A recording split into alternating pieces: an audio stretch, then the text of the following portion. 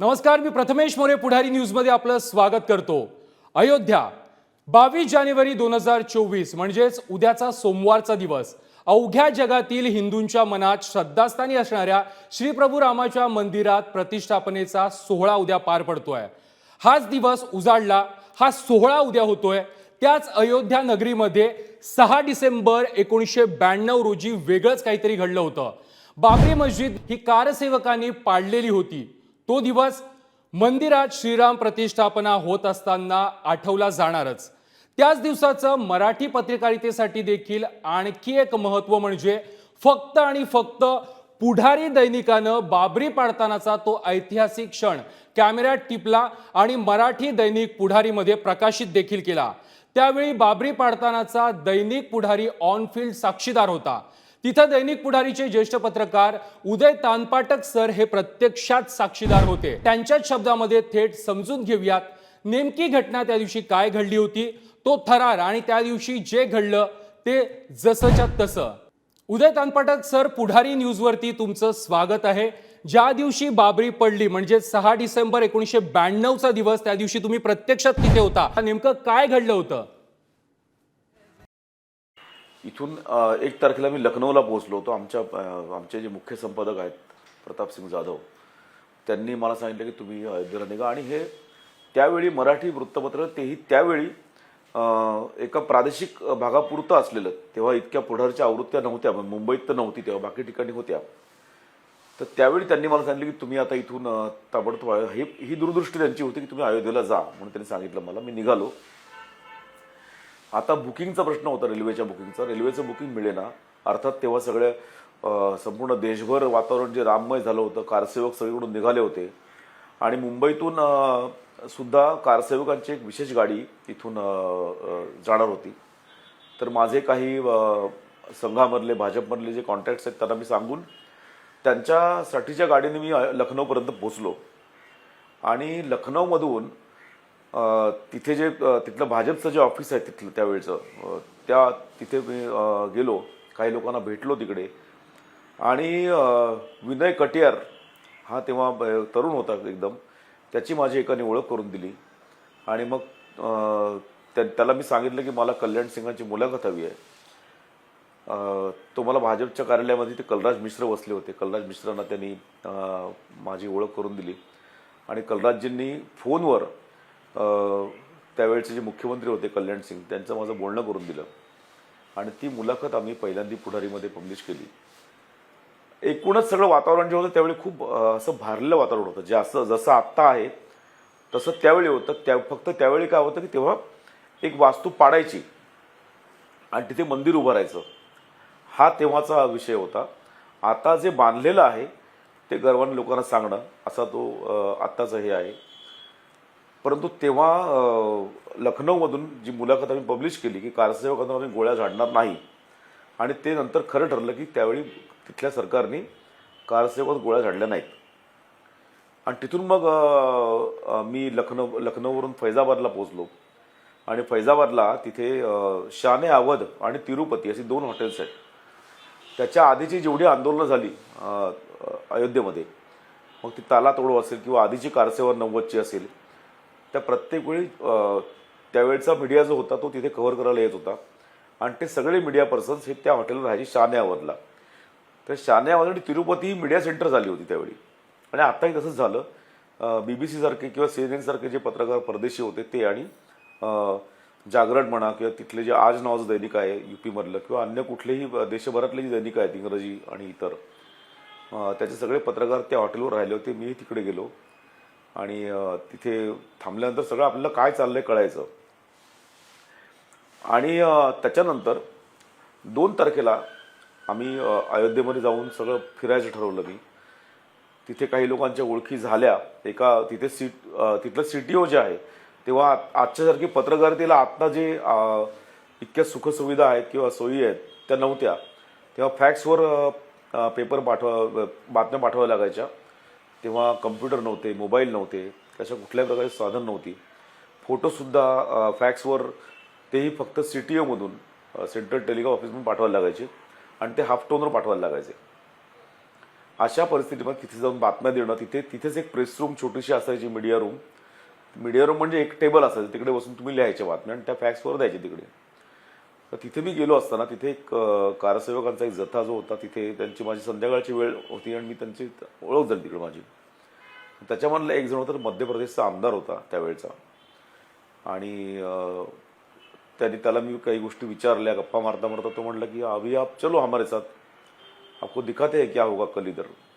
आता ही आदल्या दिवशीची गोष्ट होती. आणि तिथे गेल्यानंतर आम्ही अयोध्येत फिरून परत आलो. परत तो म्हणला की 5 तारखेला आदल्या दिवशी परत जाऊया तिकडे म्हणून परत गेलो. त्यांनी आम्हाला तिथे अयोध्येत फिरून दाखवल्यानंतर एक तिथे एक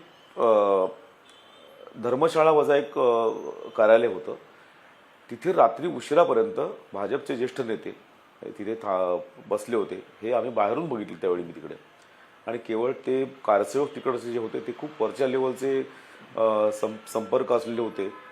त्यांच्याबरोबर फिरत असल्यामुळे मला या गोष्टी बघायला मिळाल्या. 5ला रात्री आम्ही बाबरीच्या समोरून तिकडून त्यांनी दाखवली, ती वास्तू दाखवल्यावर तो म्हणला की ही वास्तू तुम्हाला इथे उद्या दिसणार नाही. तेव्हा मला जरा असं वाटलं की इतकी मोठी घटना हा सांगतोय आपल्याला, तर आपण आता तिथे असलंच पाहिजे. मग त्यावेळी तर परत जाऊन परत येणं शक्य नव्हतं, कारण प्रचंड पोलीस बंदोबस्त होता तिथे. आणि कारसेवक जथ्याने येत होते खूप मोठ्या प्रमाणात, हजारो कारसेवक तिथे येऊन पोहोचत होते. तर तिथे असं ठरलं की आपण आता इथेच थांबूया. मी त्याला म्हटलं की हा रहने की कहाँ व्यवस्था होईल का. तिथे एक धर्मशाळा आहे राम मानस ट्रस्ट नावाची, तिथे त्यांनी मला नेलं. तिथे एका खोलीत राहिलो. खूप कडाक्याची थंडी होती आणि तरीही मी आणि माझ्याबरोबर माझा एक कलिग होता, मित्र होता, माझा संपादक मित्र एका मराठी साप्ताहिकाचा. तर आम्ही दोघं तिथे राहिलो. त्याला म्हटलं तू माझ्याबरोबर थांब. आणि आम्ही त्या खिडकीतून समोरच, म्हणजे ती इतकं सोयीचं होतं की समोरच बाबरी मशीद दिसत होती आम्हाला. त्याला लागूनच ती ट्रस्टचं जी धर्मशाळा होती ती होती. रात्रभर आम्ही गप्पा मारत बसलो, ते बघत होतो काय चाललंय तिथे, कशा हालचाली सुरू होत्या काय. आणि सकाळी पुन्हा तिकडून खाली उतरलो आणि आवारात गेलो, तर तिथे लोक जमले होते प्रचंड प्रमाणात. एका बाजूला एक चबुतरा उभारला होता स्टेजसारखा, आणि त्या स्टेजवरून भाषणं हळूहळू सुरू व्हायला झाली होती. कोण तिकडचे लोकल काय काय बोलत होते. जेव्हा गर्दी वाढत गेली तिथे आणि बाबरी मशिदीच्या समोर जो एक छोटा चौथरा होता, तिथे कारसेवा करायची असं एक त्यांनी जाहीर केलं होतं. तर तिथे जाऊन कारसेवक जमायला लागले आणि त्या स्टेजवरून तिथून भाषणं सुरू झाली. आणि आपल्याला कसं शांतता पाळायची आहे, आपले वास्तू कुठल्याही प्रकारचं इथे गडबड करायची नाही, आपल्या कारसेवा करून परत जायचं आहे, अशा प्रकारची आवाहनं तिथे भाजपचे नेते करत होते, विशेषतः अडवाणी वगैरे हे सगळे जे होते ते. आणि त्याचवेळी अचानक मागच्या बाजूनी, म्हणजे त्या मशिदीच्या मागच्या बाजूने, त्यावेळची जी मशीद होती तिच्या मागच्या बाजूने हल्लाबोल काही लोकांनी केला. तिथे लोकल जे तिथले जे कारसेवक होते त्यांच्याबरोबर जे बाहेरून आलेले कारसेवक होते त्यांनी सुद्धा. आणि त्यांनी तिथून मागून घुसण्याचा प्रयत्न केला.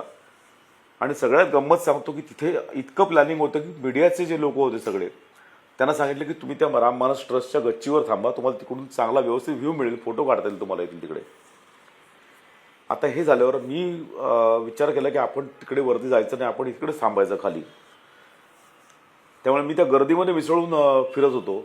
बाबरी पाडली जाणार किंवा असं काहीतरी घडेल याची थोडी तरी पुसटची कल्पना तरी तुम्हाला अगोदर आली होती का? नव्हती. इतक्या मोठ्या प्रमाणात घडेल असं वाटलं नव्हतं, कारण काहीतरी घडेल किंवा अशा प्रकारचं उन्माद वातावरणात जो होता तो पाहता, किंवा लोकांमध्ये प्रचंड प्रमाणात जो एक त्या वास्तूबद्दल चीड होती, एक वातावरण, तर काहीतरी घडेल असं वाटलं. पण ती पडेल आणि एवढी मोठी वास्तू, ती तुम्हाला आता कल्पना येणार नाही, पण ती समोर उभं राहिलं कळायचं की इतकी मोठी वास्तू ही केवळ 4-5 तासामध्ये जमीनदोस्त होईल, ते काही नामोनिशाण राहणार नाही, हे कल्पनाच नव्हती त्याची. कारण ती खूप मजबूत वास्तू होती. त्याची घुमट, 3 घुमट होते त्याला. तुम्ही ते फोटोमध्ये बघताय, ते 3 घुमट जे होते ते एका पाठोपाठ 2-2 तासाच्या अंतराने पडले ते. आणि फार मोठ्या प्रमाणात तिथे, याचा अर्थ असा की ते तयारीने लोक तिथे आले होते. त्यांच्या हातामध्ये हातोडे किंवा अनेक गोष्टी होत्या तिकडे. आणि तुम्हाला मी सांगतो की इतक्या मोठ्या प्रमाणात लोकांमध्ये तिथे हे होतं की अनेक पोलीस जे होते ना, त्यांना मी स्वतः डोळ्यांनी पाहिलं की त्या अंगावरचे गणवेश उतरवून कारसेवक म्हणून तिथे गेले. एका वृत्तपत्राचा वार्ताहर त्यांनी ऑफिसला कळवलं की मी आता परत येणार नाही, मी कारसेवक म्हणून चाललो आहे. आणि त्या बातम्या त्या वृत्तपत्राला त्यावेळी मिळाल्या नाहीत. त्यांनी एजन्सीवरून बातम्या घेतल्या. हा इतिहास आहे. इतके लोक भारलेले होते तिकडे त्या वातावरणाने. आणि त्यामुळे ते जे वातावरण सगळं जे होतं ते खूपच म्हणजे आत्ता ते जेव्हा मध्ये एक काही लोकांचा गळा भरून आला, रडू आलं तिथे रिपोर्टिंग करताना किंवा त्यांना रोमांच उभे राहिले, हे आत्ताचं वातावरण आहे. तर त्यावेळी आमचं काय झालं असेल विचार करा तुम्ही.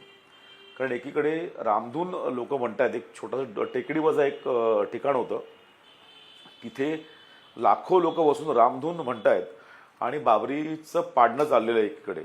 या दोन गोष्टी सुरू होत्या आणि समोर हे साक्षीदार होतो मी सगळ्या या गोष्टीला, बघत होतो पूर्णपणे.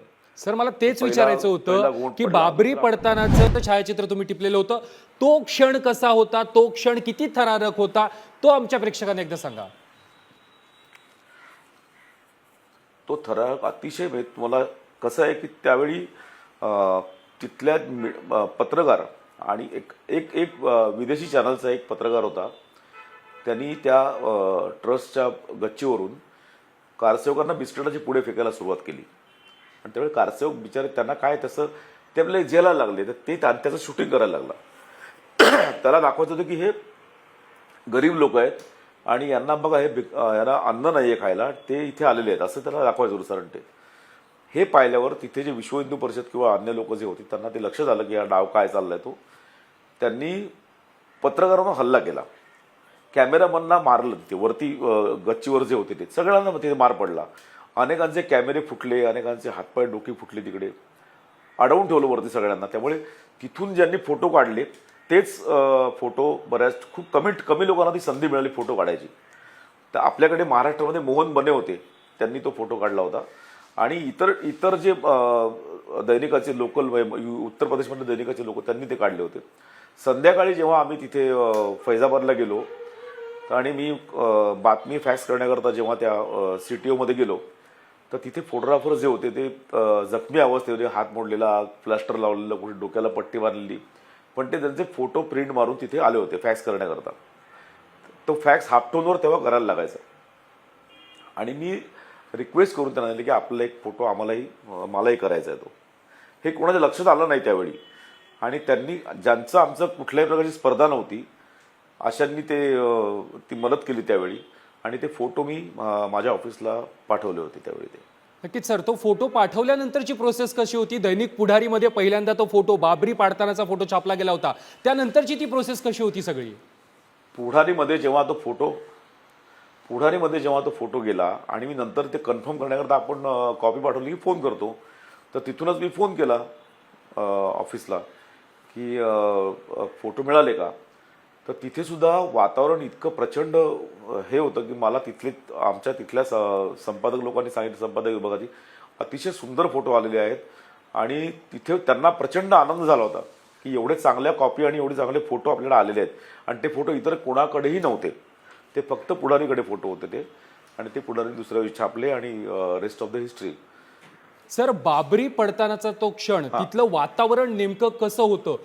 बाबरी पडताना असं होतं की लोकांना जेव्हा आव्हान केलं गेलं, तिथे होवे शेषाद्री होते, त्यांचे जे संघाचे होते ते जवळ 8 ते 10 भाषांमधून बोलत होते की तुम्ही खाली उतरा. वर जे घुमटावर चढले लोकांना उतरवायचं आवाहन करत होते की तुम्ही खाली उतरा, असं काही करू नका तुम्ही.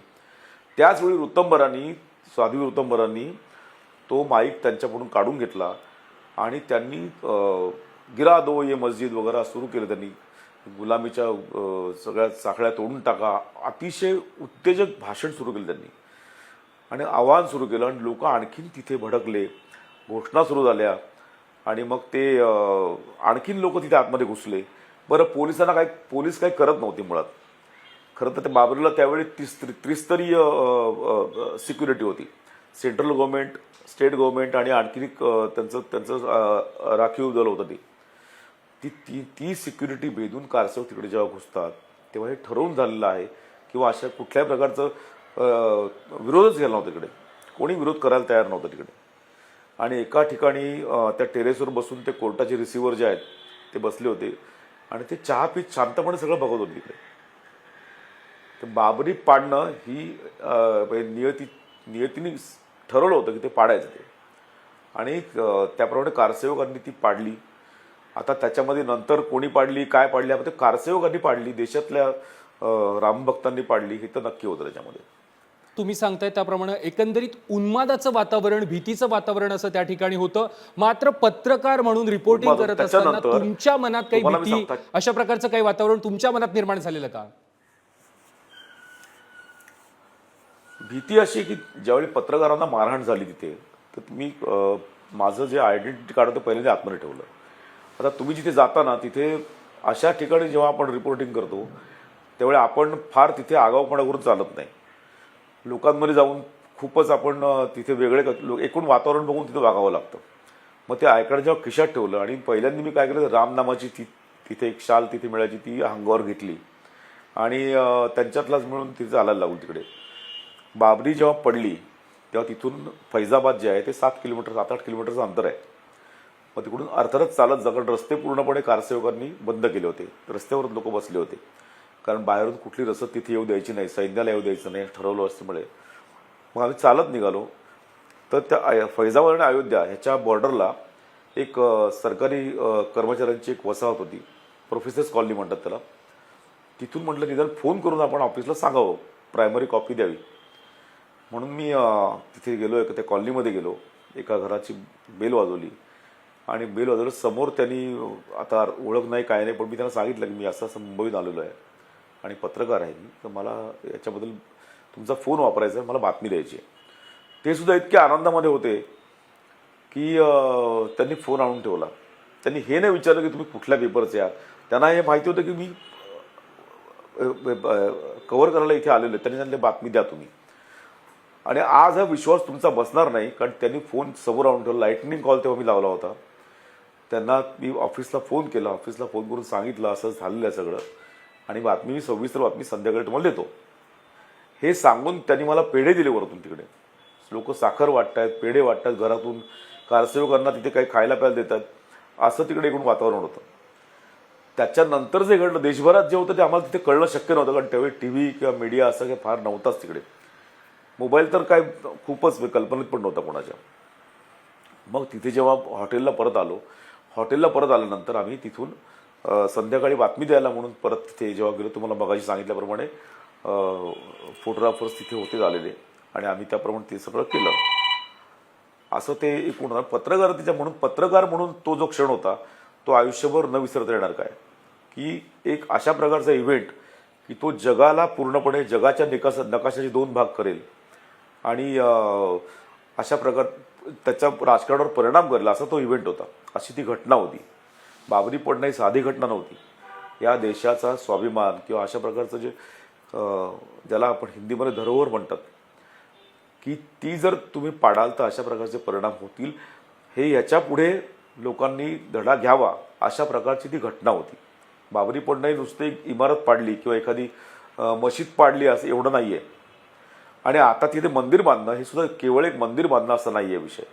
हा पुन्हा त्या देशाच्या स्वाभिमानाला उभा करणं असा तो विषय आहे आणि तो आत्ता घडतोय. आणि म्हणून हा देशभरात जो आत्ता या वातावरणात, म्हणजे आता यावेळी काय आहे की तुमच्याकडे आता मोबाईल आहेत, तुमच्याकडे अनेक सोशल मीडिया आहेत, सगळ्या गोष्टी आहेत, आणि त्या असून त्या लोक आता इतक्या मोठ्या प्रमाणात जागृत झालेले आहेत. तुम्ही कुठेही जा, तुम्ही आता देशात कुठेही जा, रामनामाची धून मला ऐकू येते. तर हा सगळा जो प्रकार झालेला आहे, हा देशाच्या सांस्कृतिक वारसा जो आहे तो पुन्हा उभा केला आणि स्वाभिमान उभा केला. अशा प्रकारची ती घटना आत्ता घडते आहे आणि हा सुद्धा कव्हर करणं, हा सुद्धा पत्रकारांसाठी मोठी गोष्ट आहे. नक्कीच सर, बाबरी पडली त्याचे साक्षीदार देखील तुम्ही होतात आणि त्यानंतर कोर्टात देखील त्या संदर्भात तुम्हाला साक्ष द्यावी लागली होती. आत्ताच्या पत्रकारांना किंवा आत्ताच्या पिढीला याबाबतची माहिती नाही, याबाबतची अधिकची माहिती तुम्ही द्यावीत. काय झालं, ऑफिसमध्ये आपल्या पुढारीच्या काळमध्येचं जे ऑफिसमध्ये आहे तिथे बाबरी पडल्यानंतर ते कमिशन, गुप्ता कमिशन, मला वाटतं अग्रवाल किंवा गुप्ता असं कुठलं ते कमिशन नेमलं, तर त्याचे ऑफिसर एक दिवस आले आणि त्यांनी तिथे माझा जबाब नोंदवून घेतला. आणि ते झाल्यानंतर आत्ता जे मग एक वर्ष झालं 2 वर्षापूर्वी काहीतरी जी साक्ष द्यायची होती त्याचं समज आलं मला आणि अनेक देशातल्या लोकांना पत्रकारांना आलं होतं. तर तिथे मी जाऊन लखनौच्या कोर्टामध्ये आम्ही गेलो. त्या कोर्टात साक्ष दिली. त्यांनी विचारलं की तुम्ही आता काय काय तिथे पाहिलं किंवा काय, अनेक उलटसुलट प्रश्न त्यांच्या समोरच्या पार्टीने विचारले, सरकारी पक्षाने आणि आणि आम्ही मी तिकडे जेव्हा ती माझी जवानी दिली, ती माझी साक्ष साधारणपणे 24 ते 25 पानाची साक्ष त्या मूळ निकालपत्रामध्ये आहे, ती माझ्या नावाने दिलेली. तर तो एक आणखीन एक वेगळा हे होतं की आपण त्या ह्याच्यामध्ये साक्षीदार आहोत आणि त्या खटल्यामध्ये, ऐतिहासिक खटल्यामध्ये सुद्धा आपली साक्ष नोंदवली गेलेली आहे. ही सुद्धा एक मोठी गोष्ट होती. एका पत्रकाराला अशा प्रकारच्या घटना कव्हर करायला ही अतिशय संधी फार कमी मिळते. ती मला मिळाली आणि ही पुढारीमुळेच मिळाली होती, हेही मला इथे सांगावंच वाटतं. बाबरी पतनासंदर्भातील सर्व माहिती आज 30 वर्षानंतर पुढारी न्यूजवर तुम्ही सांगितलेली आहेत. धन्यवाद तुमचा. यानंतर बुलेटिनमध्ये वेळ झाले. इथेच थांबण्याची पाहत राहा पुढारी न्यूज.